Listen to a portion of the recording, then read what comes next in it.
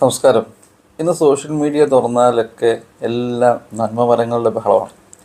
ഈ നന്മമരങ്ങളെന്ന് പറയുമ്പോൾ ചില ആളുകൾ പറയുന്ന പണ്ടത്തെ ചില ഒരു വാചകമുണ്ട്, ഇടത് കൈ ചെയ്യുന്ന കാര്യം വലത് കൈ അറിയരുത്. പക്ഷെ ഇന്ന് അങ്ങനെയല്ല. എല്ലാ കാര്യങ്ങളും എല്ലാ കൈകളും അറിഞ്ഞ് കാലും എല്ലാം അറിഞ്ഞ രീതിയിലാണ് സോഷ്യൽ മീഡിയ പബ്ലിസിറ്റി കൊടുത്ത് അവരവരുടേതായ വ്യക്തിപരമായ താല്പര്യങ്ങൾക്കായിരിക്കാം, അല്ലെങ്കിൽ കൂടുതൽ സാമ്പത്തിക സഹായം ലഭിക്കണമെന്ന് ആഗ്രഹിച്ചിട്ടായിരിക്കാം അവരുടെ കാര്യം.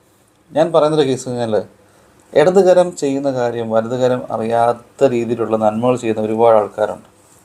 അവർ ചെയ്യുന്ന നന്മകൾക്കൊന്നും ഒരിക്കലും ഒരു മോശമായപ്പെട്ട ഒരു അനുഭവം ഉണ്ടാകത്തില്ല.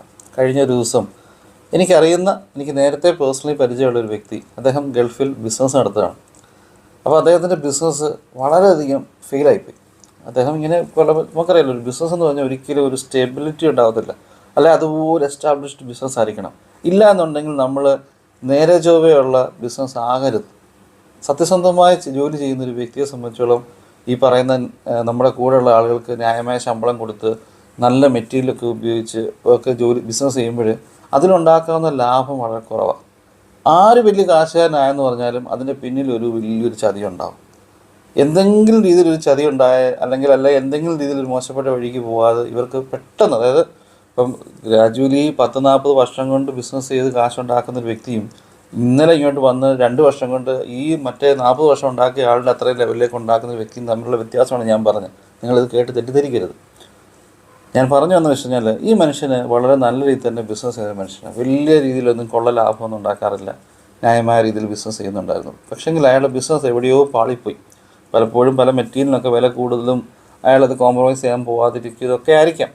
എനിവേ, ഇയാളാകെപ്പാടെ തകർന്ന് തരിപ്പണമായൊരു സമയത്ത് ഒരു വലിയൊരു എസ്റ്റാബ്ലിഷ്ഡ് കമ്പനിയിൽ ഒരു ടെൻഡർ വരികയാണ്. ഈ ടെൻഡറിൽ ഇയാൾക്ക് പങ്കെടുത്തു കഴിഞ്ഞാൽ, ഈ ടെൻഡർ കിട്ടിയാൽ ഇയാളുടെ പ്രശ്നങ്ങളൊക്കെ മാറും.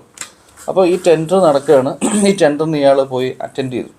ആ ടെൻഡറിൻ്റെ കോട്ടൊക്കെ കൊടുത്തു. ഇയാൾ ന്യായമായ ഒരു വിലയ്ക്ക് ഈ ടെൻഡർ എടുക്കാൻ ശ്രമിച്ചു. പക്ഷേ ഇയാളുടെ നമ്മൾ സ്വാഭാവികമായിട്ടും ഈ ടെൻഡറൊക്കെ ചെയ്യുന്ന സമയത്ത് ഈ ടെൻഡർ ഇവാലുവേറ്റ് ചെയ്യുന്ന ചില ആൾക്കാരുണ്ട്. അപ്പോൾ അവർ നോക്കുന്ന ഏറ്റവും ലോവസ്റ്റ് പ്രൈസ് ആരാ ചെയ്ത് നോക്കും. പ്ലസ് ആ കമ്പനി ഇവർ ടെക്നിക്കലി ഇവർ ഇവാലുവേറ്റ് ചെയ്ത് ശരിയാണോ എന്ന് നോക്കും. ഇനി ഈ കമ്പനിയുടെ ഒരു ബാക്ക്ഗ്രൗണ്ട് നോക്കും. ഈ കമ്പനി സ്റ്റേബിൾ ആണോ, അല്ല ഈ കമ്പനിക്ക് കൊടുത്താൽ ഈ പ്രൊജക്റ്റ് ചെയ്യാൻ പറ്റുമോ ഇല്ലയോ എന്നൊക്കെ ഒരു സംശയം വരും. പക്ഷേ ഈ മൂന്നാമത്തെ പോയിന്റ് ഇവർക്ക് വീക്കാണ്. ഞാനീ പറഞ്ഞ ചേട്ടൻ്റെ കമ്പനിക്ക് വീക്കാണ്. കാരണം ആ കമ്പനിക്ക് ഇച്ചിരി പ്രശ്നങ്ങളുണ്ട്. കമ്പനിക്ക് ഇപ്പോൾ വലിയ പ്രോജക്റ്റുകളൊന്നും ഇല്ല, ഇച്ചിരി ലോസിൽ കമ്പനി പോയിക്കൊണ്ടിരിക്കുക എന്ന് പൊതുവേ എല്ലാവർക്കും അറിയാം. അപ്പം ഈ പ്രോജക്റ്റ് കിട്ടാൻ യാതൊരുമായ രീതിയിലൊരു സാധ്യതയില്ല. പക്ഷേ ആ മെയിൻ കമ്പനിയിൽ നിന്ന് ഇയാളെ വിളിച്ചു. എന്നിട്ട് പറഞ്ഞു, നിങ്ങൾ അപ്രൂവ് ആയിട്ടുണ്ട്, നിങ്ങൾ ഒന്ന് സൈൻ